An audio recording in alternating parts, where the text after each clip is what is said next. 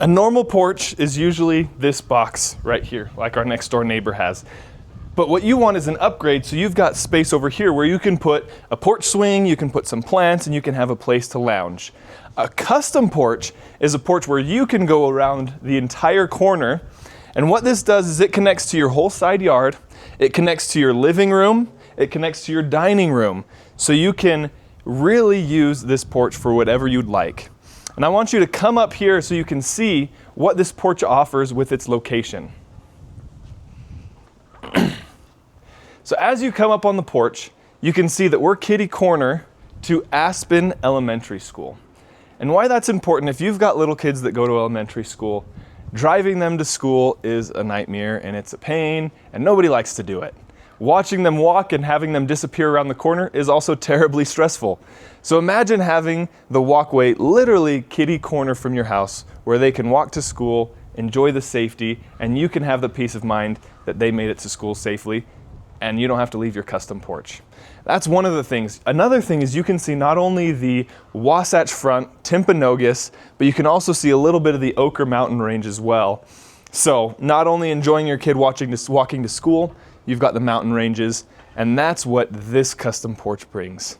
And if you thought the custom porch is the best, take a peek as we go inside, and I want to tell you about the area as well as we walk through, because we've got the spoke right around the corner, we've got the watercourse right up the street, and those are just a few things what make this the most coveted part of Highland Park. So you step in and you can see that the details are here. From the way the bar stools are put together, to the open living space, to the room that you've got everywhere you go. What I love about this open floor plan is there's designated space for everything. Sometimes the living room, dining room, and kitchen kind of blend together, but you've easily got a great living room space here. You walk over this way, and you can see the kitchen space. You've got the pantry, you've got shelves. What I like about this kitchen sink here, you've got the black quartz kitchen sink, which kind of complements the black-white contrast that you've got in this house. With your black faucet, your black handle tops, your black appliances, gas range, which is super important. If you care about cooking, gas is the only way to go. If you care about cleaning, I get the electric's way easier to clean. But you've got the little Lazy Susan in the corner, which utilizes this space. A lot of builders nowadays are nixing the Lazy Susan and just leaving you dead space in the corner. So when it comes to building a home, you want to be aware of those things. Another thing that's custom is this under the cabinet lighting, which just makes any kitchen, no matter how basic, just give that perfection, luxury feel. And obviously you've got the backsplash, which is gorgeous as well. So those are the few different things that you need to be aware of when you're looking for a home. There's basic, there's gourmet, there's luxury, and you need to understand what do you like and what features will you actually use. So stepping over here, you've got an actual dining space. So you've got a space with a great sized table that can be a statement, but it also has its own little nook, so you can kind of tuck it away if you need that extra space for Thanksgiving, for Christmas, or whatever you're needing. And I know I already talked about this, but I just wanted to point this out as well. This is what connects to your custom porches. So this floor plan, usually you walk out and you just have a little cement pad here that goes to your backyard, and it doesn't connect to the rest of your porch. And so that's what custom does, is this brings you where you can step down and enjoy your yard, enjoy your space that you have in this home. While we're out here, let's take a look at the yard. So everyone knows Daybreak's not known for having huge yards, but I want you to understand that you do have a good amount of space here. On a corner lot, the rules here in Daybreak state you can have a 3-foot picket fence. So if you've got dogs or children that you want to stay close and enclosed, you do have a lot of this green space back here, and you could put a 3-foot picket fence. But what I love that they've done here is grass is pretty and all, but all of the beautiful bushes that they've put throughout the mulch. Spreading around, they're nice and mature. They've been here since 2018. So you can see that it's not a new construction home. There's been care and there's been attention to detail throughout the landscaping here. And another fun trick, if you've got little kids that are going to Aspen, when it snows, you don't have to go very far. You've got your own little sledding hill here. So if you want them to practice their own little sledding, you've got that here. Okay, let's head back inside. Okay, I'll bring you to the back of the home here. You've got your coat closet here for your vacuum coats, a powder room here so your guests don't have to leave the main floor to be able to use the bathroom. And I like that it's tucked away a little bit as well. You've got your 2-car garage here with electrical. They've got their electric lawnmower out there charging, your sprinkler hookups, because you do have a decent amount of grass space there on the side. And I'll bring you to the basement. What I love about this basement is it was set up for kind of that entertainment space, that play space, where you can have the mess downstairs and enjoy the upstairs space.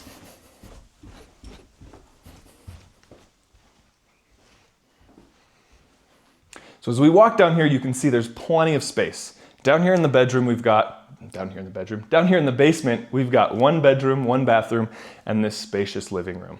What they've also done is they've upgraded the ceilings. So when you've got a drop down, like you've got here near the entrance, it drops down to 8 feet, but the rest of your basement is 9 feet. Imagine if all of this came down 1 foot. You'd have this at 7 feet and the rest at 8 feet, and that just makes it feel like a basement. A space like this doesn't feel like a basement. So when you're entertaining, you need space to have your giant TV. And another thing I want to point out right here is you need your game closet. And so you can see this is a game closet. From floor to ceiling, you've got games for days, which is awesome. So what's your favorite board game? Are you a board game player, a video game player? What do you enjoy? I like board games because my wife gets super angry when I beat her, and it's enjoyable. So here's your bathroom here on the basement level. So a guest could come and have their own space here in the basement where they've got their own shower, tub combo, nice tile flooring, and their own vanity.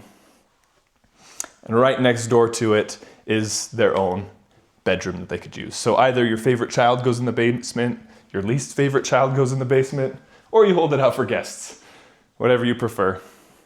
So an awesome basement, like I said, kind of for hosting. And stay tuned till the master bedroom because they have the best views.